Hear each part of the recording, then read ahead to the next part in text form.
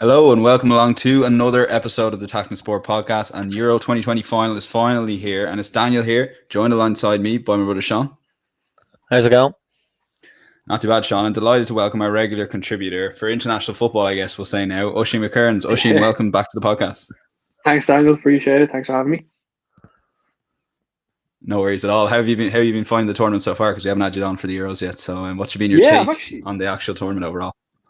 I've actually been enjoying it. To be fair, I think it's been really good. It's been one of the better tournaments I feel like recently. I don't know if that's because we've kind of been deprived of we had that kind of extra year to kind of not having it. Maybe it kind of feels like it's better than it actually is. But no, I'm really enjoying it. Like there's a lot of narratives that are in play. I mean, a lot of teams that you didn't expect to do that well. Like I really enjoyed watching Spain play, for example. Didn't think I kind of would. Obviously, Italy have been pretty much the story of the tournament. England getting to the final. I suppose we're going to talk about that a little bit later. But I mean, there's a lot to it, and I think it's actually been good. And I think the quality of football has been quite good. Like a lot of the games, there's been a lot of high quality games. Like Italy, Spain, like that was a brilliant game. Belgium, Italy, there's a cool France, Germany even at the start. Like I thought that was a great game too. So I think it's been really, really good overall. It's been great to see a lot of fans back as well. For a lot of the games. So yeah, to be fair, actually, I have to say I have really been enjoying it. And to be fair, I think the final is probably. I think it's a good final. I'm happy on. And I know we'll talk about England a little bit later, but I actually am happy with that kind of. I think it's going to be a final that will be a high quality final. And obviously, just got the Denmark storyline as well. That's another one that was brilliant. So yeah, I've actually really enjoyed it. I have to say, to be fair. Yeah, and it's not often that there's a general positivity about a tournament, but I do think some of the points you make, considering the extra year, the pandemic, and crowds being back. But Sean, for you've overall been a big fan of the tournament, and it's just been great having so much football on, and again, crowds back, everything else, and England, obviously their neighbours, not ideal them doing so well, but they are. Yeah, no, it definitely has, and I think we probably before the FA Cup final, I was kind of a bit bored with football. I just thought everything was the same. I mean, the league was wrapped up early with Man City. The top four was kind of went to the last day, the relegation, certainly in the Premier League, and a lot of other leagues, and for example, normally when that happens at the end of a season, the League of Ireland will come back and there'll be fans at games, obviously, and obviously we haven't had that as well. So it was kind of a weird month, that May. Probably didn't help that I wasn't too overly excited for the Ireland international games either, but the Euros has been phenomenal. To be honest, ever since that FA Cup final where felt like football could return again and fans could, even at a limited numbers, could add to the atmosphere. And I must say that I think the Euros has been brilliant. It's been one of the better tournaments in recent memory, and there's been some great games and shocks. And I think that's nothing in an international tournament goes to plan. There's always a team that might get an easy passage or something happens, and it's never the best 8 teams get to the quarter final. And I think that's what's brilliant about those tournaments. And there's been so many iconic moments and in games, and to be honest, a couple of very iconic performances that will probably go down. You think of someone like Xhaka, really. I think that performance will get talked about for a number of years to come, and I think that's really what international tournaments are about. And I think it's been brilliant. And the best thing I think is hasn't been a lot of, probably before last night, hasn't been a lot of VAR decisions, and hasn't been too many bad ones. There was a couple. There was that red card in the Sweden-Ukraine game, which a lot of people were saying it was a red card. A few other people were saying maybe he can't tackle as much, but there hasn't been too much talking point. And actually, I do think the referees have been very, very good this tournament. A couple of them in particular. But I did think last night the ref was I think he controlled the game a little bit too much, and I'm sure we'll get into that in a while. But yeah, the Euros have been brilliant, and it's been a bit of a breath of fresh air. And probably as a country like Ireland, with where we are, certainly with fans returning to stadiums, I think it's just probably a little bit more of a kick in the teeth. A, that we're not there, and B, that we couldn't have hosted a couple of games. So it's an interesting format. To be honest, I wouldn't like to see the format being replicated. This idea of you travel around the continent and play lots of games, and someone might get an easy draw, or the 4 semi-finalists all play their games at home. So that's something I haven't necessarily been a massive fan of, but I think it has helped with different places. For example, Hungary, where there was a full house at the matches. So it's been a brilliant tournament, and hopefully we get a great final, because the 2 semi-finals I thought were pretty good, and there's been some memorable games. So I'd love to see it go to penalties, because there's been a lot of penalty shootouts. So I hope Italy and England goes the distance. Yeah, and for those listening on the podcast, Sean, you're wearing your Italy jersey. You've nailed your colours to the mast on the Thursday night before the Sunday final. Well, I hope I don't get the abuse James McLean got, or the other people. I saw Mick Conlon. Mick Conlon put up a great photo. I think it was him in his Antrim jersey outside Buckingham Palace playing the Italian national anthem. But that's all part of it. I mean, it probably is going to be England against the rest of the world. And I saw there's a few very funny comments on, you see all these Facebook posts or Instagram with the Lad Bible, and it's, England against the rest of the world. And everyone's like, we're the most hated nation. People are like, I don't know why we're the most hated nation. I mean, you'd love to know what's going on in the education system over there. But it's, I know, but in fairness, I do think the Italians are such a likable team, and people like Chiellini and Bonucci, I think it'd be brilliant to see them get their hands and kind of add themselves into international football the same way, that Spanish side are remembered, and Germany will be remembered for years to come in 2014. It's about winning those major tournaments. Yeah, Oisin, yourself and your England, how is your affiliation with England or watching England? Is any party you want them to win? Like, they are a likable team in some ways. Like, that is the thing. That is the thing. That I do think it's a likable team, and I go through the players, and there's like, I remember like the teams from, say, like Euro 2004 or like the World Cup in 06 and things like that, and I remember hating so many of those English players. Like, I remember thinking, I just didn't like, I just couldn't get into that. But this team, I think, is a little bit different, and there are so many likable players now. I don't think. I mean, Southgate, we all know Southgate hasn't really got them playing the most free-flowing football of all time, and I don't enjoy watching this England side play. But there are so many exciting young players there. So, like, a part of me is like, I mean, I don't despise them, but just it's the thought of England winning a major tournament and the reaction, I suppose, to that. I mean, they still go on about 1996 and they only reached the semi-final of that. Like, so it's going to be like that. I mean, they're still going about 1966, and that was over 50 years ago nearly. So, like, the thought of watching Sky Sports News on Monday after England win the Euros is not something I want to kind of consider. But in fairness to Southgate, like, I thought he was a bit of a fraud at the start. I mean, even the World Cup in 2008 or 2018, I didn't think. I know they reached the semi-final; it was a great achievement, but I was kind of like, I don't know about Southgate still. And up until this tournament, I still didn't know.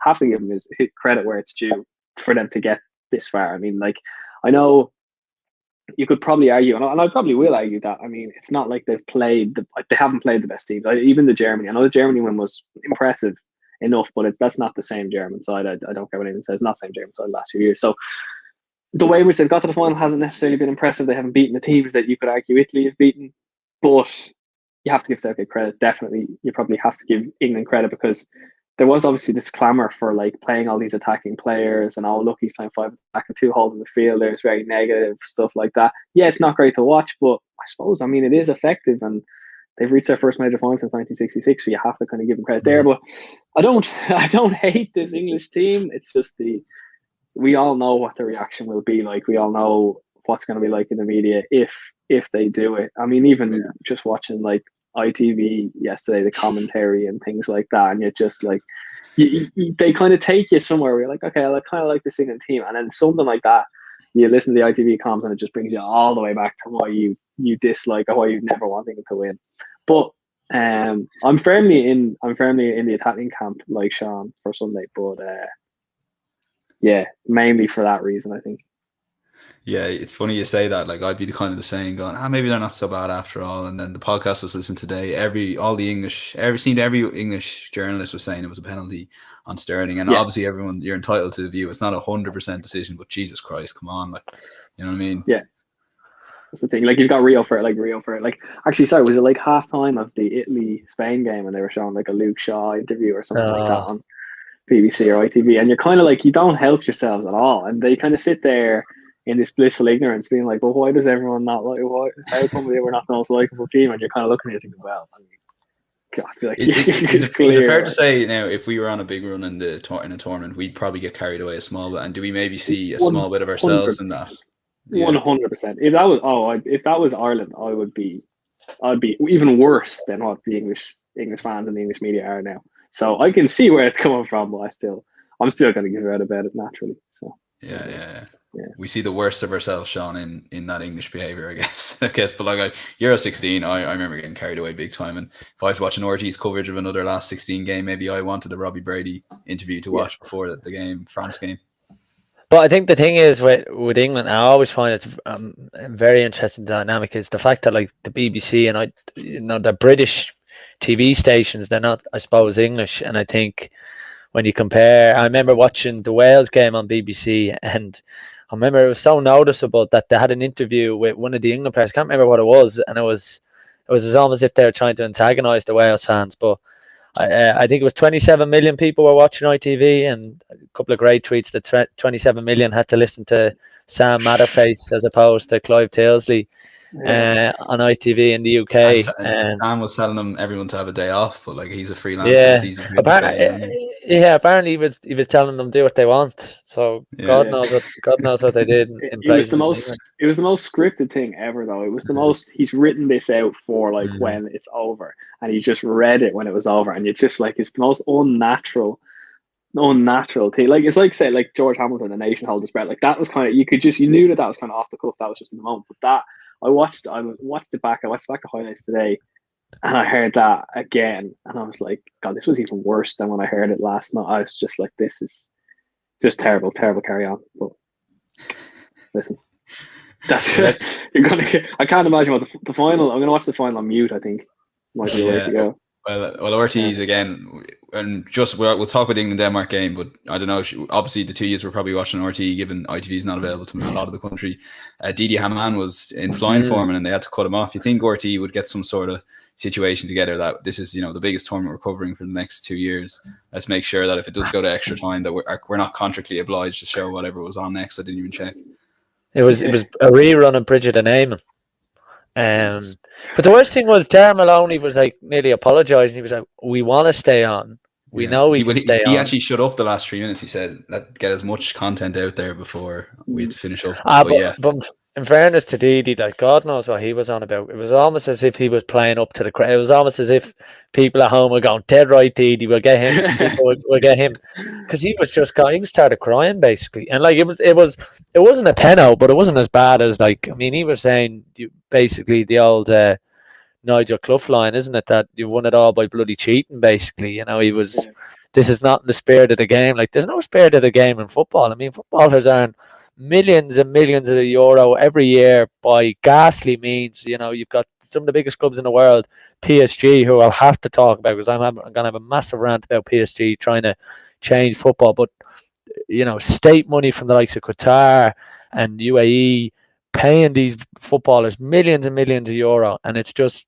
And then Didi Hamann's there, the European semi-final, saying it's not in the spirit of the game after Raheem Sterling of Manchester City, who moved from Liverpool, a way bigger club than Man City in most people's eyes, for God knows 50 million to play for a club that's run by a state. And Didi Hamann only sees the spirit of the game in a little bit of simulation. It's people like that just need to get they need to get off the fence. I was going to say off the fence, but they need to get off their high horse. But I must say, I thought Liam Brady was, because you're just looking at Brady going, he's like, it's almost like, not to use a Dumfries thing, but he's a good guy. He's been around the block. Obviously an Irish legend. Yeah, but he just looks like someone you want to have a pint with. And I thought he was funny. And then Kevin Doyle had a bit of a pop at him on Twitter, and then I think he did a podcast, so it was a bit back and forth. But I have to say, when you're looking at Brady, you're going, it just doesn't feel right. Even the way they're sitting, the way they're facing. This is not the panel we grew up with, and I definitely think that's it's Sean, but that's one of them. Didi Hamann was, and the thing about Richie, and I do like Richie Sadler at times, but I think he goes again. He's a bit like Didi. Sometimes he just goes way too much down the social injustice route, and like giving out about UEFA. And Liam Brady made a great point. In fairness, like we're in a global pandemic, and the tournament has gone on relatively smoothly. There was a bit of COVID issues with the Spanish team before the tournament, Billy Gilmore, but UEFA, bearing in mind they kept going with this ridiculous plan to have games all around Europe, and the tournament's been a success. So you have to give them a bit of credit. And Richie was just going a little bit more down the, these guys are ruining football, which everyone knows they are. But when it gets to a knockout stage of a major tournament, everyone puts the blinkers on, just wants to enjoy the football. So it's a very interesting dynamic on RTE. And I've kind of enjoyed the last couple of games. I didn't really enjoy it at the start, But I definitely think when Darren Maloney's back in the hot seat, that there's a bit more order to it. And I love Liam Brady. I mean, he's just one of the good guys. Yeah, Oisin, your quick thoughts on RT. I actually agree with Sean. I was going to make that point before he said it there, that towards the end they've kind of got their act together a bit too late, I thought, because it was almost it was a bit of a disaster really watching games on RT, and every time it was on BBC I chose BBC, which never, Sean knows this, never would have happened before. Like, yeah, that's what I was going to say. 100%. I feel like I kind of not that I can't contribute to this conversation, but I genuinely would have watched most of the games on BBC or ITV. That's this year really for that tournament. I mean, I haven't watched much on RT. Like, I don't know. It's just not the same. Some of the coverage is just, like Kevin Doyle. I can't really deal with Kevin Doyle like that. Well, just on your, just to cut across here, Kevin Doyle, he's in an interview, maybe going back a year or two, saying he doesn't watch much football anymore. Yeah, and all of a sudden he got a job on RT. Like, that doesn't surprise me in the slightest. Listen to him speak. Duff, I'm hit or miss on Duff. I used to think, I was like, oh, Duff's great, Duff's great, and then I think he's kind of becoming a slightly bit of a soundbitey kind of thing recently. I know he was saying the stuff about I know Denmark better than I know my wife or something he said the other day, or some kind of line like that, and you're kind of like, that's a bit, that's kind of funny. But he did his 2-year what did he call it, Sean? Like the equivalent of a thesis on Denmark. No license course, I think, yeah. And then they don't put him on the England-Denmark semi-final. Yeah, that's unusual. I thought that was unusual, but no, I think, as I said, I actually have genuinely mostly watching it on BBC, just because TRT coverage was doing nothing for me. But Brady, I'll agree with Brady. Yeah, I think Brady's a nice guy. He has some bad takes. He still has some bad takes, but you kind of have to. He's one of those, like, in the Dunphy mold, or the kind of all-star mold, where, like, you just, you know what I mean, you're never going to slate Lee, like Giles as well. Like, you're not really going to slate him. You know what I mean? He's such a legend. Like, whereas I feel much easier slating Kevin Doyle. Like, Brady might say something way worse than Doyle, but I'd be like, Doyle, idiot. You know what I mean? So, but I say I'll bring back the old panel. That's what I say. Bring back the old trio. I know Liam Brady, he said something like, I haven't done much study on this team. It was early on in the tournament, and they went to an ad break, and they came back, and Liam Brady had about 5 sheets in front of him. They kind of went, no, you can't do this, Liam, anymore. And on Italy games, he'd always bring up Marco Tardelli, like, which is yeah. No, I think RT have massively they've kind of found the thing. I think there was too much chopping and changing with different presenters, and I even go back to the Ireland. Who did we beat? That was it. Andorra. Andorra did we beat? Yeah. And Peter Collins and Richie Sadler had a bit of a to and fro about whether it was a good win and stuff. And it was just a bit weird. But I have to say, I really like Damien Duff. I just think he's one of the only pundits there that I kind of enjoy. Now, I know what you mean, Oisin, and I deadly agree with you. He is a bit soundbitey, but I think that's what you want, especially for those major tournaments. You wouldn't want to be listening to Duffer every week on a Monday Night Football or something, but he's quite in tune with the coaching game, and I do think he'll actually make a really good coach. And I think he's back in with Pats or someone in the underage leagues. But I have to say, I really enjoy it. I think he doesn't take himself overly serious when he's on punditry, and I do think that's probably one of the keys to being a great pundit. But I have to say, I do. Liam Brady, even when he's talking and he'll say something and he'll say something and go Dara, and you're just this guy should be saying Bill. He should. You always get the feeling he's about to say Bill. He's about to say he has to check himself. John Giles kept doing that, didn't he? Yeah. But it is because there's one for you actually on Friday or last Thursday night, or the Monday night. Obviously, John Giles still works for News Talk, and he was doing his piece with Joe Malloy that night, and he was just brilliant, John Giles. It was like, because I had him on the radio in the car, and I was driving to training, and I was just listening to him going, God, you miss John Giles. Because even though maybe John Giles, who by the sounds of still watches an awful amount of football with some of the things he was saying, but it's just like refreshing to hear the same thing they used to hear when you were growing up about John Giles loves the way how someone receives a ball and how he arches his body and all this. And he was talking about your man Verratti for Italy. But I have to say, RT, it's not what it once was, but you could imagine the original panel with England, Italy in a final, and Dunphy and them having a pop at one of them having a go at Sterling for dive, and another one saying it's different. But I have to say, in fairness, I would have said RT's has upped their game recently, which is obviously important because it's got to the knockout stages.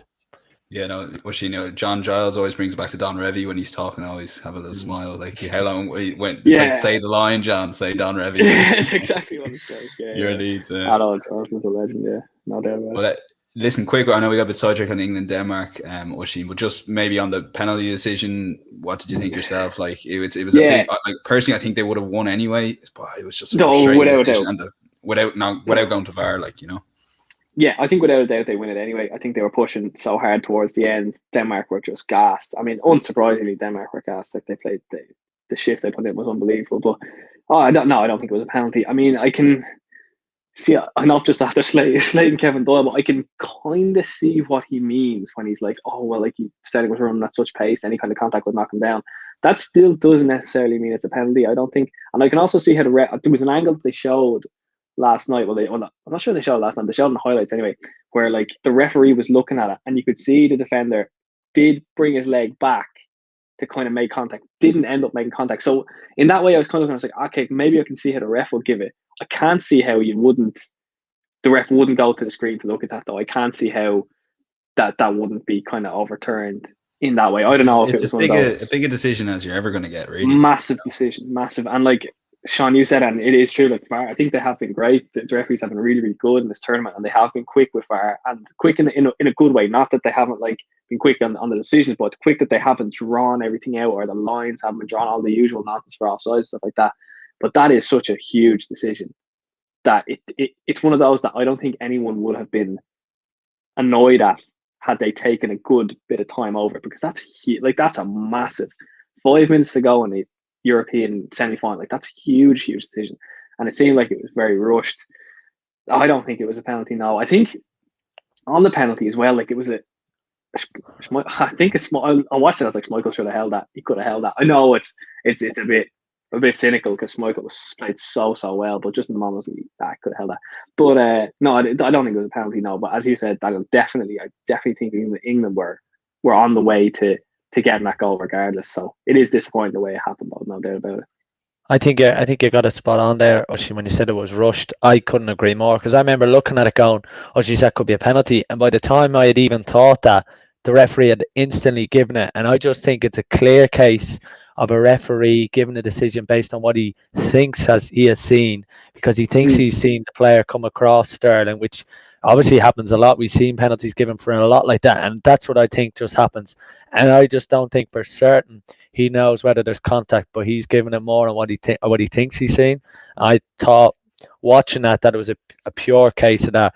Just even if you watch it again, watch how quickly the referee gives it. I mean, it's unbelievable how quick he gives that decision in extra time of a game where, you know, it's a European semi-final. It's about a minute or two before the break, but it's also Raheem Sterling, who's very tricky at that, who's very good at kind of using his body. But I have to say, as much as I didn't think it's a penalty in itself, I definitely think I'd rather see a penalty given for that than I would the Kane one, which was in normal time, in the second half of normal time.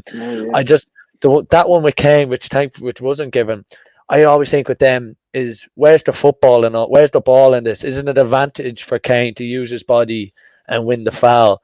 Where there was a big hoo-ha at the time for a penalty, which I didn't think was I'd rather see Sterling's one given for a penalty than the Kane one, for example, because Sterling's on a run. He has the ball. He's shown the kind of the trickery to, if you like, use his body. Where the Kane one, I just think is just very cynical from Kane, if you know what I mean. And maybe that's just a personal preference, but I definitely think the referee gave it on what he thinks he's seen as opposed to what he did see.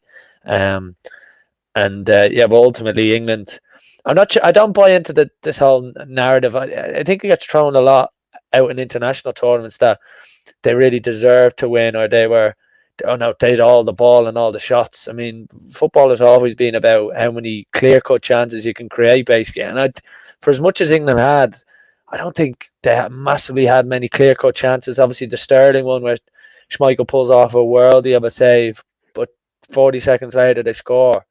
England were definitely the better team, but that doesn't automatically mean you deserve it. But I think the pressure was just too much for the Danes, who were probably a player or two short. You know, they took Damsgaard and Dahlberg off pretty early into the second half. And when you take off players of that quality and replace them with not a lot, and Delaney obviously had to come off with all the shift he put in. So I just think the Danes were a player or two short. But they gave a mammoth effort, and they did well. I think a lot of people wanted and was to just give them a good game and not lie down and kind of go out on a whimper. Yeah, because I actually thought before the game I thought this would be a game too much, and I mean ultimately it was a game too much for Denmark, but I thought it'd be a game too much in the sense that it could be like not as bad as Ukraine, because Ukraine are a terrible team, but 3 or 4. I thought I could have seen England really gone out there and smacking them 3 or 4, but I agree with you, Sean. I thought they played really well. I thought at the start they started the game so sharp. That goal as well from Dalsgaard was lovely.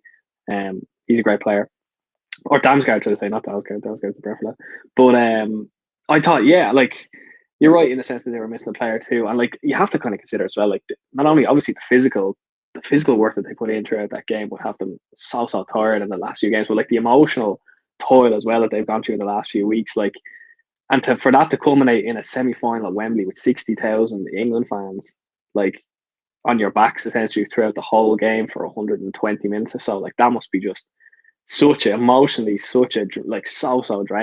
emotionally and physically. So yeah, you do have to hand it to Denmark. I agree they probably were one or two players short of quality. I thought Poulsen came on. I think he didn't think he was that great, but yeah, I think Denmark are a solid side. They surprised a lot, but for me, England. I mean, England. It's hard. You wouldn't say. I think whoever won it, I don't think the opposite team wouldn't have deserved it, if that makes sense. If Denmark had won it, they'd have deserved to win it. Based on, I know England pushed, but if Denmark were to grab a late winner, or if it ended and went to penalties, I would have still said, based on the game, yeah, Denmark probably deserved it.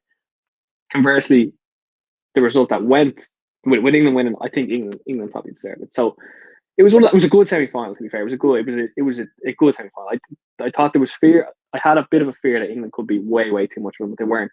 So in that sense, it was good. I enjoyed seeing two quite evenly matched teams in semi-final. And it's the same with the Italy and Spain game, where I thought they were pretty evenly matched throughout. Spain maybe had the better of it after they scored in the second half, things like that. But in general, it was really just, I suppose, to bring it back to your first question, Dan, about how good this tournament has been. Like, it's great. It's really good to see 4 teams who could arguably put it up to each other in either any kind of game. So I thought that was refreshing as well. Well, listen, before we move on to talking about the final, Oisin, I'd love to get your take on the Jack Grealish saga probably throughout the tournament. Was this what you were expecting? Like, it almost seems we've all been brought on a journey with Gareth Southgate where he's explained to us game by game. And then by the end of it, I find myself kind of agreeing with Gareth Southgate to a point where when he takes off Grealish over Sterling, straight away I'm thinking in my head the reasons he's doing it. And well, myself personally wouldn't have made that decision. I think they went too defensive at halftime and extra time. I see where Gareth Southgate's coming from, where if he tried that 3 or 4 weeks ago, I would have been like, what are you doing? Yeah, fully. I think he has enough credit in the bank now nearly to get away with things like that. Not to say to get away with it, because I don't think it was, you see, to be fair now, I've seen Bielsa do this with like Calvin Phillips. He did it with Pablo Hernandez. I think he brought him on last season. It was like against Fulham or something. He brought him on. I think he had Hernandez had like 2 assists, brought him on at half time, then he pulled him off after like 70 minutes. So he played him for like 25 minutes. So I know it wasn't quite the same thing where Grealish didn't have that impact, but I've seen it done before, and I'm kind of, not that I'm used to it, I've seen him do it with a couple of players. So like, I don't think it's this huge. I know it's a bit odd, but I don't think it's like a massive, like, it's not a huge thing to do. It's unusual, but I don't think it's necessarily like, if it tactically makes sense, and I do agree they probably went a little bit too defensive, but if it tactically makes sense, then it tactically makes sense. I don't think it's like a case of it just so happened to be Grealish kind of thing. You know what I mean? In terms of the tournament, yeah, I think I would have thought that he would have featured a lot more, to be fair. But again, you can't. It's very hard to kind of argue against any decision that Southgate's made so far, because look at where they are. Like, they're in the final, and I don't think they're favourites, but I'd give them to have a huge chance of winning their first tournament since 1966. So like, any decision that Southgate's made, there's been a few questionable ones for sure. Like, even the first time he lined up, I think, didn't he play, was it Trippier was left back or something like that? Yeah. There's been a couple of odd decisions, like starting Sancho in the last game, and then Saka came back in, and Saka came in for the game before that. So he's been rotating a lot.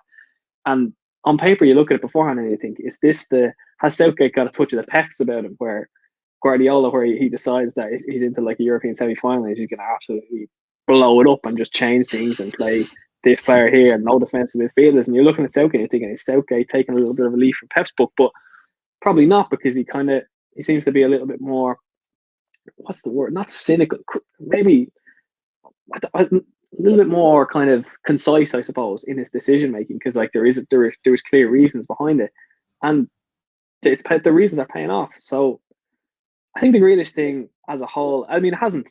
I've seen a couple. I don't know now if it was said in jest, but I've seen a couple of people kind of be like, "Well, will this damage Jack Grealish's reputation, kind of thing, or will it do this?" No, not at all. Yeah, like Grealish is still a superb player, still a key game changer player, and even I think Miguel Delaney had a piece today, and he said that they had quotes from Grealish basically saying that like Southgate kind of went over to apologise to him, and Grealish said, "Like I couldn't be bothered. I mean, we're in the final." So like that kind of does show you the rapport that I suppose Southgate has with these players, and it must be tough for him as well, because when you look at the talent that he's leaving out, consistently leaving out, like there's a lot of big names there. There's probably a lot of big egos, but Southgate seems to be the kind of manager who he's managing somehow to keep everyone happy, even though it's so tough to do that. Like he's keeping everyone happy and he's winning games, and it seems like it's kind of the perfect medium at the moment. But I'm interested to see what he does with Grealish for the final. I don't think he's going to start him or anything like that, but he's the kind of player that can change a game. And where Italy can be got at, it seemed like. I mean, you look at the Spain goal the other day, and like I don't think they were necessarily tired, but all it took was 3 or 4 passes, and suddenly the ball's into Morata and he finishes it. And I think England are going to be looking at that, and I think Southgate be looking at that and thinking, look at the players that I have that can do that. If you've got your Foden's, Grealish, Mount, even Phillips, like they can knock it through Italy like that, and suddenly Harry Kane's through on goal. There's only going to be one outcome there for me. Like, so I think then you can look at it like that, whereby he's the kind of player who can definitely be effective in a game like that against Italy. So, it was interesting. It was unusual that he was brought on and then off. But to be fair, actually, just on that, if England had lost the game, I think that would have been an interesting narrative to see what people thought of that. If England had lost, it would have gone the other way, wouldn't it? Yeah, it would have probably gone hugely the other way. So, yeah, it was interesting, but no, I still think he's a player of quality, and I'm interested to see how Southgate uses him for the final. Yeah, Sean, on that point, Gareth Southgate spent a lot of time with Eddie Jones. Rugby's known as a lot of players put in the 60 minutes and then 20 minutes. Jim Gavin famously coined the phrase, I don't know, he might not coin it himself, but he said, finishers, he described subs as. It's never seemed to have that attitude in football. It seems this is almost the first time that Gareth Southgate is trying to explain to a whole nation here that I want to bring on Jack Grealish for 20 minutes to go when the team's tired. He's my finisher here, as opposed to, maybe wasting his energy in 90 minutes. That's from his point of view, anyway. Yeah, well, I think there's probably 2 things. I think there's maybe still a question mark about Jack Grealish without the ball. I don't think he maybe gives you as much as maybe a Mount or a Saka does, and certainly there was an instance, not off the top of my head, in this game, in the Germany game, where Saka made a great cover and run and kind of cleared the ball away from, I think, Havertz, who was near it for Germany. So definitely think he probably trusts Saka more without the ball, and I definitely agree. I think he's bringing on Grealish to try and win the game. It is one of them with Jack Grealish. I mean, he's got so much quality that you'd love to see him on from the start and really what he could do, because it's not easy. And I did think he didn't really adapt to the game as well as he has done, certainly in that Germany game. I just think that Denmark game, there was just a little bit more pace in it. It was very frenetic there for a couple of minutes, and England, to be fair, actually got a lot more attacks and were able to stay in a lot more attacks when Grealish was on, and did feel like Denmark couldn't really get out for a couple of minutes. So it is one of them where Grealish is good enough not to start, and the only way you can have finishers, you mentioned there, Dan, about a couple of those teams with finishers. I mean, you can only do them, certainly with like the Dubs, when you have an incredibly good depth and the lads you're bringing on are as good as the lads you're starting. So you can't afford, if you're a team, to drop one of your best players to just say, we'll bring them on for 20 minutes at the end. You can only do it when you have depth, and that's where you see, for example, people like Gabriel Jesus for Man City, who scored countless goals coming off the bench when teams are tired. But you have to remember who was starting ahead of him a lot of those times, which was Aguero. And people like Ferran Torres coming off the bench, and there was a lot of Phil Foden in his early part of his career when he was scoring goals off the bench. But again, you had to remember the players who were playing instead of him. So it again, Gareth Southgate's got an unbelievable squad to pick from. It was mad when they were at the end of the game, they're all shaking hands, and you see people like Reece James not get a game, Ben Chilwell, Jadon Sancho, Jude Bellingham. God, I mean, the depth that England have is phenomenal. And I really do think that if they get over the line here, I mean, there'll be no stopping them for the World Cup, because the hoodoo's gone. The feel-good factor around international football is certainly back. And it's all because Big Sam had a pint of white wine or red wine, and it really has kind of thrown the cat amongst the pigeons. And it is, in fairness to England, like, they are a really good team and they're really well drilled, but their squad is phenomenal, and the guys they're bringing off are able to be as good. And even almost starting Saka, I mean, you're probably going to get more from Saka starting than you would do off the bench, where you could get that a little bit more from Sancho off the bench. So definitely do think it's a case of that. But be interesting to see. I mean, like, we haven't even mentioned Phil Foden. I mean, Phil Foden's supposed to be the best young player. You know, he was, you know, probably a level below Mbappe and Haaland and guys like that, and he hasn't done much this tournament. He hasn't been massively given an opportunity to. So there's incredibly big depth in England, and there's, you know, you've got to remember, it should come as no real surprise with the money that's in the Premier League and the money that's, you know, clubs in the championships are spending, and just with how strong the English national game is. And like we said before, that clubs like Birmingham, QPR with Sterling, Birmingham with Jude Bellingham are producing these guys. You know, clubs with not a lot of money, yet their academies are still able to produce players like this. So it is a testament to that. Just on that, John, just really quick, I suppose, just to echo what you said there. I think it's one of those where if England do win this, we'll look back in like 10 years' time or 15 years' time and say, how did we not see that was good? Like, we look at that, you look at that squad and you go, well, obviously England won that tournament. Look at that squad.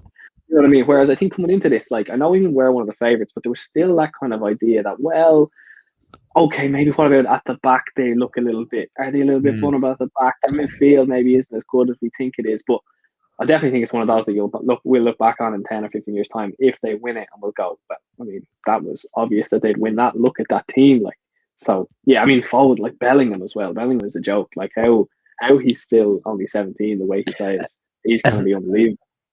And I said it the other day on the podcast, like, the most talked about player coming into this England squad was Trent Alexander-Arnold. He's not there. He's made absolutely no difference, him not being there. Like, their right back, the depth in their right backs is phenomenal.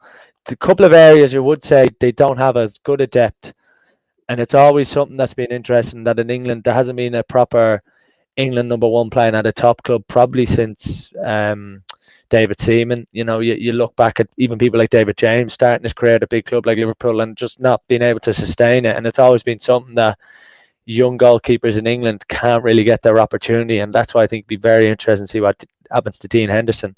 But they're depth all over the pitch. Just on before you cut on from Dean Henderson, Sean, you've always been a fan of his, but from Sheffield United to days, you're still a question mark over his big game temperament, similar to Jordan Pickford in that regard, I think. Yeah, and the one thing, I think he's a bit of a confident character. I mean, if you hear some of his interviews, he's very assured in himself, and I don't think Gareth Southgate massively likes that. And I think Pickford obviously has that experience. But Jesus, I mean, we forgot to mention how bad he was against the Danes, and I'm sure the Italians will target him from set pieces, and they'll try and get under their skin. And the one thing I would say is, I mean, Italy's a different proposition in a lot of ways, but the Italians, one thing you can always say about the Italians is they just know how to get it done. They have these guys who just, they'll get you sent off, or they'll get a yellow card here, or they'll say something and they'll just play on the edge. The Italians are always on the edge of, I suppose, what's acceptable. So, I mean, people like Pickford and that, they really have to just, I suppose, keep their cool and not make any mistakes. But no, it really will be a fascinating game. But if England do get over the line this year, I think we can definitely look back and, like Oisin said, 15, 20 years time ago, how do we not, you know, how could we ever think that England wouldn't going to win anything again with the money that's in the English game, but also the quality of player that their academies are producing? And it's I mean, it just seems like there's going to be no stop to this. Absolutely no stop. Yeah, Oisin, on that, and then moving on to the game, like Sean mentioned, Jordan Pickford as a weak point. If you're the Italians setting up, how do you go about trying to beat England here on this one? Do you do a Dane? Like Dane seem to, it almost sent a message to England that they're surrounding Pickford from a corner. We know your weak point, and we're going to try and stop you here. So, yeah, I think it'll probably be something like that. I think just to Sean's point, I suppose, I think it's going to be interesting because the pressure is all on England. It's all on England. It's not. I don't think there's any. I mean, not to say there's no pressure on Italy, but like it's in Wembley. The England fans have waited so long for this. Like if you're someone like Harry Kane, you're Harry Kane going into this game. Think of all the narratives that are surrounding like this English side and how look, our brave boys are gonna. It's coming home. All this kind of stuff. Like the pressure is huge on England. And if I'm Italy, I'm gonna milk that. I mean, look at something like what Chiellini did with Alba.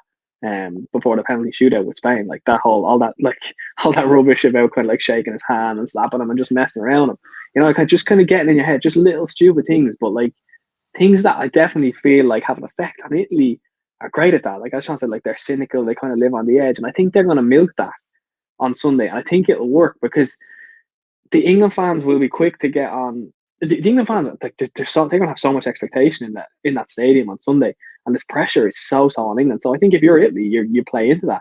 You know what I mean? You kind of think, well, we're going in here. I don't think they're not the underdog. I think it's very, very tight, but they're going in here and they're thinking, the whole narrative is England. The narrative is England. It's coming home. This is our year. All this kind of stuff. And Italy, I think, well, we can just ruin this. Do you know what I mean? We can just. I think I would much rather. I think the Italian players' temperaments and just their experience. I know it's a young Italian team. I'm just thinking in general, their mindset will be and their experience will give them the edge over England. I think because I just think England. It's. I know we just hyped them up hugely there, but it's that final hurdle, and you're kind of like in 2018, the semi-final against Croatia. You're like, okay, that's kind of that hurdle. They go 1-0 up, and you're thinking, oh, here we go. Now it's coming home, and then they lose. They lose to Croatia. And you're kind of thinking, is it a case of, okay, well, they've got to that next step, but there's still that next step to go. They have to push on. And will Italy have a little bit too much of them? Will they be a little bit too cynical, throwing themselves around a little bit? This kind of stuff, wasting a bit of time at corner, or wasting a bit of time at tries, wasting a bit of time at corners, just frustrating. And no, that's probably doing Italy a disservice because I think they play really, really well. And I love their style of play under Mancini. I love the two. I love Chiesa. I think he's a brilliant player. I love Insigne kind of floating around. Immobile is a funny one because I actually don't think he's been good really this tournament, but in a way it doesn't really matter. He's kind of like his movement and things like that. I think he kind of brings others into play. So I think he's still effective in ways. They've got a really, really strong midfield. But then I suppose you could look at that and you could think, well, Pedri, what is he, 18 years of age for Spain, and he kind of had the kind of run of things in that midfield up against those three guys. So England could look at that. Like there's so many fascinating battles. I think. I mean, for me, I think England, if you're your target, you're looking as well like at how far up those wing backs get, and you're kind of thinking, well, we could probably get in behind there, like someone like Chiesa, as we said, like over the other side, you've got Insigne, who I think is a brilliant player, who's going to cause so much trouble. He can cause trouble anywhere really, between the lines, out wide, up top. So I think you look there and you think, are those areas that we can exploit? You'll see that the English wing backs getting high, obviously. Are they areas that they can go for? Definitely set pieces. Bonucci and Chiellini are going to be dangerous from set pieces. Although to be fair, like England in the air, like you've got Maguire, Stones, they've got a lot. Rice, I think, is quite decent in the air too. So there's a lot of really, really interesting battles there. There's no doubt about it. I'm interested. I'm really interested. I'm interested to see how Italy go on the field as well, because I know they've kind of changed it around, stuff like that. Locatelli and stuff's been in and out. So Jorginho's been brilliant. So I'm interested to see what Italy do, and I'm interested to see what kind of Southgate decides. Will he stick with the likes of Saka? I don't think he probably brings Sancho back in. So yeah, I think it is, Sean. I think you ended your last one with, but it is going to be a fascinating game. Really, really is. And to be fair, I think it's a good way to end what's been a really good tournament. Two really good teams, really fascinating game. It'll probably be tight. Like I don't think it's going to be like a 4-3 thriller like that. But that's not necessary to say that that's a bad thing, because I think it will be tactically a really, really fascinating game. And I'm really, really looking forward to that, to say. Absolutely, yeah. No, Sean, into yourself. Before we get into the England starting 11 and what team Southgate will play, what other ways can Italy try and cause problems, and how do you see the game going yourself? Do you see England getting over the line like England? I think the bookies have them about 55 to 60%. Yeah, like,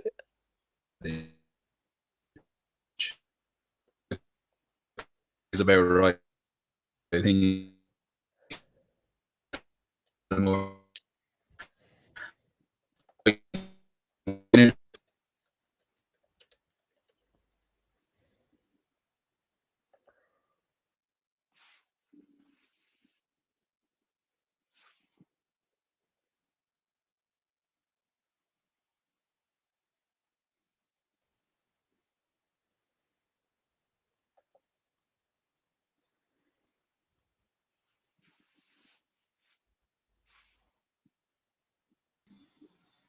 far away there, Sean. I think we're back here. If you can hear me. yeah. The thing is, I think with Italy, I do think Denmark got a lot of joy in midfield by I suppose having a bit of presence in there. Rice and Phillips did put in a big shift, but the one thing I do say is maybe they mightn't have that touch of experience, and at times they almost got overrun. But definitely with Italy, they have that. Verratti, I think there's a big game in him. I really do. I think the last couple of times we've seen him, we haven't really seen the best of him. That night at the Etihad, he wasn't as good as maybe he could have been, and I do think there's a big performance in him. The one thing that is positive for Italy is their bench has been phenomenal this tournament. It really has, and everyone's got a game. And I go back to that Austria game where they just brought people off the bench. And the one thing I would say about the Danes is you were kind of crying out for someone, and maybe that someone might have been a Christian Eriksen, just that little bit of composure that can get on the ball. And that's what I do like about the Italians. If someone like Locatelli doesn't start, bring him on, Bernardeschi. They just have that little bit more. And as long as everyone came through that game, because I know Chiesa came off with a little bit of a niggle, as long as everyone's okay to start the game, I think Italy have a much better chance. But definitely with Italy, they can get under England's skin, and they can really. Where one area that definitely can target is Insigne up against Harry Maguire, and that's something that it's interesting. Gareth Southgate actually mentioned it in his press conference that when he took Saka off, he wanted to see Sterling up against Vestergaard running at the defence, and obviously we saw the goal happen from similar. But I do think with Italy that with their wing backs, and a few people mentioned it, that the Danish England tried to engage their fullbacks, their wing backs to try and stop their influence on the game. But what happens then if Walker moves out or Shaw moves out, then all of a sudden the space that Maguire and Stones have to cover just gets that little bit bigger. And I definitely think if the game's played in front of Harry Maguire, he's a world-class centre-half. But if you just get in behind him or you take him on one-on-one, there's vulnerabilities there. And I do hope Insigne can cause damage.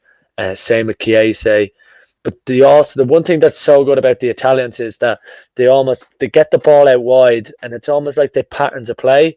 So as soon as the ball gets set, almost by one of the wing backs, that the ball gets played over the top, and the amount of times that you're watching Italy going, they're half a pass away, they're a pass away from getting in behind the opposition. And I do think if they do that against England, they can cause massive problems. So I'd like to see Italy do that. But that being said, I mean England are. I'd have them definitely as favourites. I'd probably have them closer to certainly to lift the trophy. I'd have them at closer to 60, 65, 70 if I'm honest. But I suppose if Italy can just hang in there, they might just get over the line. But there is a lot to be liked about this Italian side, that's for sure. Yeah, we're working just to get Oisin back there. James, the comment, Sean, I was going to leave this to the end, but would you rather the Gers get relegated or England win the Euros? I probably know the answer to that, but do you want to answer that officially? But the thing is with England, I'm kind of almost made peace with myself. The one thing I do say is said that before, yeah. The social media is just, it's very intense. And even after the England game last night, felt like every channel I went on to was England, whether it was Sky Sports News, whether it was RTE even had the highlights of the England game, BBC had it on. There was another thing on Virgin Media Sport, just like old international highlights that I just felt like everything I was watching was related to England. And so in the end, I don't even know I can't remember what I did, and I was having a bit of a headache. But No, I think if England win, to be honest, they're never going to get a better chance. 6 out of the 7 games are at home, and everyone else has been traveling all around Europe. There's obviously, because of COVID, most of the teams can't travel spectators wise, so it's very much an England dominated attendance. So yeah, I mean, if they don't win it now, if they don't win it, God, you wonder when they will win another one. But I definitely think they're going to win the game. Are you saving it? Are you just hoping to get it wrong then? No, so it's a win-win for you. A little bit, but the one thing I would say about the Italians is it's hopefully, maybe I'm wrong on this, but I don't think it's going to be straightforward. I think it's going to be edgy and intense and kind of chaotic at times. And with the way Italy play, I just feel like it could be like almost like a basketball game at times, where there's chances for both sides to get in behind, and again, you're only a pass away. But I do think, no, I would have with the squad that England have, I think it just edges Italy. And I'd be a little bit worried about Chiellini or Bonucci getting exposed. And it was interesting. Roy Keane kind of picked them out as well. They've been very good players. He kind of picked them out as a potential weak point. Oh yeah, England's pace got on them. Oh, 100%. And I mean, it's almost a penalty waiting to happen. And something like, and the one thing I would say is Mason Mount had a really poor game by his standards, and he didn't get into the game. But against Italy, where there could be that little bit more space between the centre halves and I suppose Bonucci and Chiellini won't want to get out of their defensive three and engage someone like Mason Mount. So if Mount can get on the half turn and just play a little side pass for Kane in behind the Bonucci or Chiellini, or just stretch that Italian defence, then that is when they're very, very vulnerable. But if the Italians can get sorted that the game is played in front of them, I think they'll have more of a chance. But definitely, I'm surprised England are not as short as they are, but I'd have them at closer to probably 65-70% favourites to win, to lift the trophy home. And what on Jim's comment there? England win the Euros, I think. Yeah, we just gotta, because they should, we have to remember. I mean, it's not as big of an achievement as it's been made out. You got to remember the amount of money in the English game is phenomenal. So it was bound to happen. It's more they've been unsuccessful so long. It's relatively successful. It doesn't do people like Roy Hodgson any favours or. Just on that, I actually think if Southgate was managing that team in the mid-2000s with this sort of approach, could have possibly worked a bit better. Like we might have just dropped, Frank Lampard completely, or one of the three midfielders. Not to get too into that, but. Yeah, I mean, but you have to remember they came up against some unbelievable teams. I mean, the French team, the Italian team, that Portugal team that they lost to twice. Yeah, I mean, I would say the one thing is the massive regret that England team I have is definitely 2004, 2006. Yeah, 2004 Euros. The Spain team that dominated for the 3 tournaments, and the quality of that French side that were almost probably on the road for the likes of Henry for 6, 7, 8 years previous to the World Cup as well. But yeah, I mean, the one thing I would say about this tournament is there isn't a massively standout team, and obviously France were before the tournament. But with everything that's happened, it's almost as if France entered this tournament, and after a couple of games, we kind of went, right, they're just not what they were, and it felt weird. Like every time, I'm not sure about you, Oisin, but every time I watched France this year, it was almost like they were missing a player. And I kept trying to rack my brain. It was almost like the way I describe it was like Virgil van Dijk should have been playing defense for France. It was that big a player was missing for him. I'm not sure what you thought about them this year, but the one thing I would say this tournament is there hasn't been a dominant team. Like even Germany in 2014 dominated that tournament. Maybe England are going to be the team. In fairness to them, they haven't had to play much, so maybe we don't appreciate how good they are. But it did feel this tournament like France weren't as good as, and definitely missing a player. Yeah, I suppose just on that, on the one standout, I think you're right, definitely in the sense that there was everyone kind of looked at 4 or 5 teams near you that you said, they could win it, Portugal could do it, Spain, you could never write off Germany and things like that. There was no real standout. You're definitely right. Yeah, with the France thing, I kind of felt like every time I watched them, I felt like they'd start off well or something, and I'd kind of be like, here we go, France are on it now, and then you'd kind of be like, okay, are they going to push on, or are they going to? And then they just they get a bit lax or something like that. Like I suppose that's probably the example would be the Swiss game when they go 3-1 up. You're thinking, oh my god, and Pogba scores that goal. I think, this, what a team! Look at this, they're purring now. And all of a sudden it's 3-3, and you're like, oh, okay. Do you know what I mean? It just felt like, yeah, I don't know if it was Deschamps. I don't know if it was, as you said, it felt like they were missing something there. I don't know. Bringing Benzema back in, obviously he banged the goal, but did it kind of affect the team in a way? I'm not so sure. Mbappe kind of didn't really stand out. You've got Kante in there, didn't do as much as he probably has done with Chelsea this season. So it's a whole mix of different things. With that French team, I think I probably expect them to do a little bit better, but yeah, I felt like they just kind of didn't reach that gear, or they just never got where I thought they'd get. And it's the same kind of with the Portuguese side, because everyone kind of looked at Portugal and thought, wow, look at that. Like, do you know what I mean? They've got Ronaldo, Jota, João Felix, Bernardo Silva, like countless attacking talents. And then like they kind of went down a whimper a little bit. I suppose against Belgium, and you got Belgium too, who are kind of like another one of those who you probably would have said 4 or 5 teams who could win it. You'd argue you'd put Belgium in there, and then they were fairly. I mean, I don't want to say they were well beaten, but like, I mean, they were pretty comfortably beaten by Italy in that game. So yeah, I don't think there was. I think I agree. I don't think there was a standout side really. There was like 4 or 5 at the top that can win it, and I think England definitely were one. Italy probably went under the radar, but again, they're one of those sides that you'll always kind of be like, well, they'll be in and around. So yeah, I think that probably played to England's advantage for sure. The fact that there was a good few teams who were in with a genuine chance of winning it, and that's not something that's probably happened for quite a while, really. Yeah, and Oisin, over to you then. They're going to finish with the England starting 11. For those listening on the podcast, Sweet Caroline will probably end the show. So if you're not into that sort of nonsense, yeah, turn it off. I think we've done all the songs. I think we've got to give them a bit of credit. They've kind of stolen Sweet Caroline off us. I don't know if you saw the Roy Keane, Neil Diamond clip on Concerts. Check it out on seen that, Twitter. Yeah, it's hilarious. Yeah. So yeah, Oisin, the starting 11 for you, is it the same team? To be fair, I know he's chopped and changed a little bit, but I can't see him changing too much, really. I think, Sean, you made some good points about Saka in terms of what he does off the ball, and I think that'll be effective for England against Italy. I don't think he'll change much. You've got obviously your Phillips and Rice as your kind of double in that midfield is staying. I don't think he's going to change anything at the back. You've got Mount, Sterling, Kane. I just don't think he's going to change anything. I don't think, for me, I didn't watch the Denmark game, and I mean, I think it would have been like that anyway, because the squad is so good, and like it's one of those. It's kind of you can just plug lads in and it'll still work.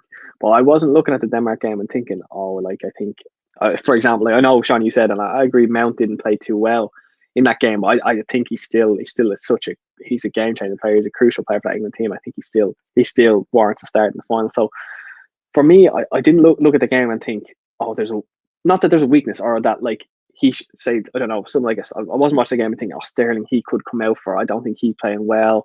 Maybe his spot for the final is maybe in jeopardy. I think he'll probably go with the same team. I think he'd probably be right to do it as well based on the last game.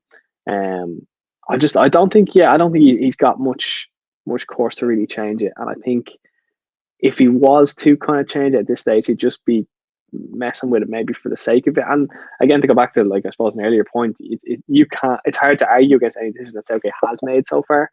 So if he does decide to kind of tinker with it a little bit, you would trust in that process. But I don't see necessarily, nothing jumps out at me anyway, or no player jumps out at me that should start based on the Denmark game, or no one jumps out at me that should be dropped basically based on the Denmark game. So I think he's probably going to go very, very similar, the exact same probably, I'd say. Sean, I'll throw one name at you, Jordan Henderson. Yeah, watching that game, I could not believe Henderson didn't come on in the second half of normal time. I mean, God, England, especially when the Danes were out on their feet after about 65, 70 minutes. And to be fair, ever since they took off Damsgaard and Dahlberg, they had no threat on the break.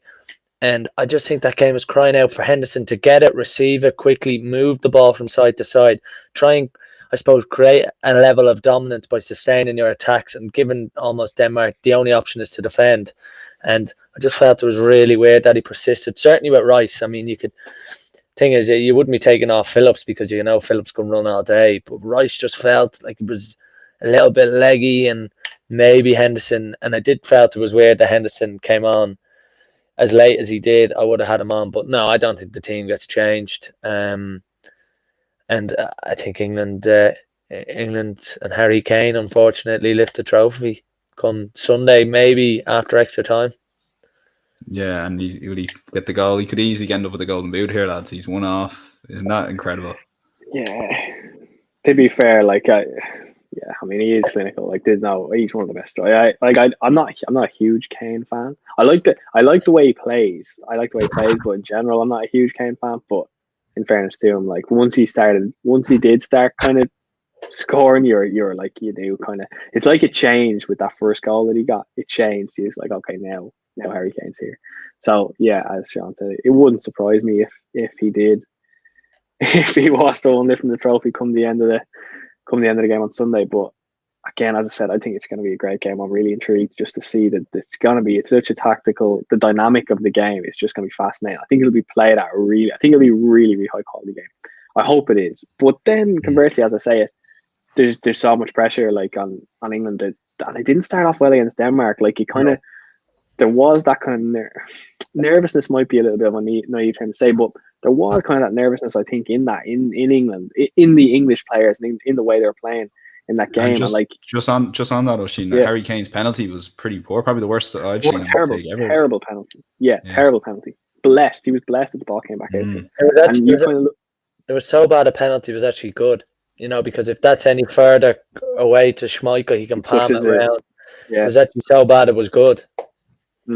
Yeah, so I think on that, like, so when you think, I mean, that's obviously massive game, semi-final, biggest game. A lot of those players biggest game. A lot of those players will have played at an international level, and then you kind of multiply that by whatever 10, 15 because it's a final. Like again, you know what I mean? If Italy will have that level head, and if they start off with that level head, and they get their tails up from the start, and England are a little bit kind of panicky, and a couple of passes go astray, and suddenly the crowd is on you. Like that's a whole different game. So I'll be interested to see it. The first, I know this is a little bit cliched, but like those first 10, 15 minutes are going to be huge. That'll set the tone for how this game is going to go. Because if England can start off well, and it could go that way as well. It could be a case that, I mean, it would be remiss of me to say that these English players, like it's a young England team, but I don't think it's inexperienced in many ways. Like there are, I mean, obviously you've got your Sterling, Mount, guys like that played Champions League finals. So there is obviously, they've played huge games. So it could be the case that England relish this and come out all guns blazing and just because they have the players to do it. They could just play Italy off the park, and it could be. We could look back at the final and think, wow, that was, you know what I mean, that was brilliant from Southgate, brilliant from England. They blew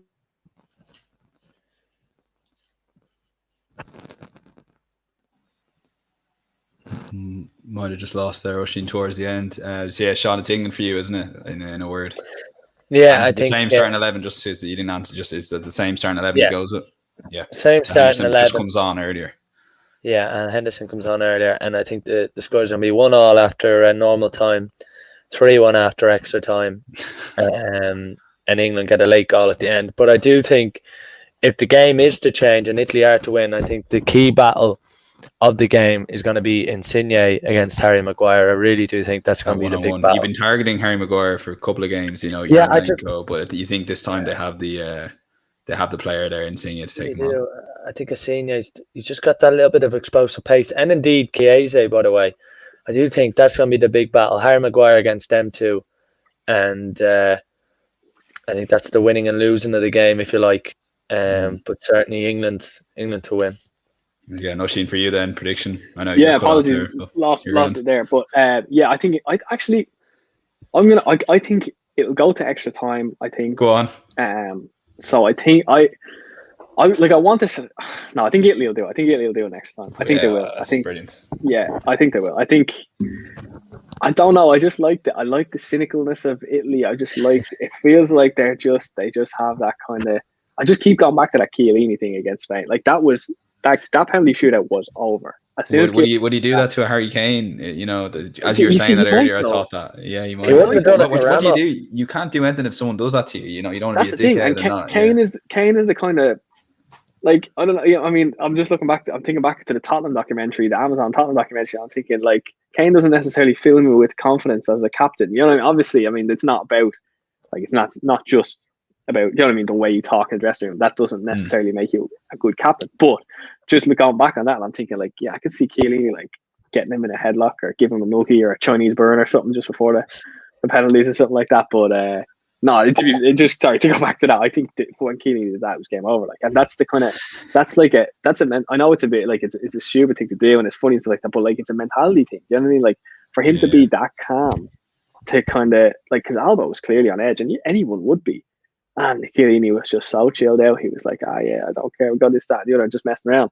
And that'll get in your head. Do you know what I mean? That will hugely get in your head. And I think the Italians have that little bit of guile, like that little bit of kind of cynicism that could get in their head. And when you consider how on edge England are likely to be, I just think it could be that perfect mix of like the Italians go 1-up and then just shithouse their way to a 1-0 win or something like that, and it just becomes the most cynical thing ever, and they win out maybe. I do agree. I do think if Italy do win, I mean, all people in England will be talking about is how big a disgrace the Italians are, and that won't be pretty. They're cheating and all this, and I think it'll be brilliant. But either way, I think the two best teams or the two standout teams in the tournament are in the final, which doesn't often happen. So hoping for a good game. Absolutely. Oisin, Sean, thanks a million for coming on the podcast. Thanks, Dan. Appreciate it.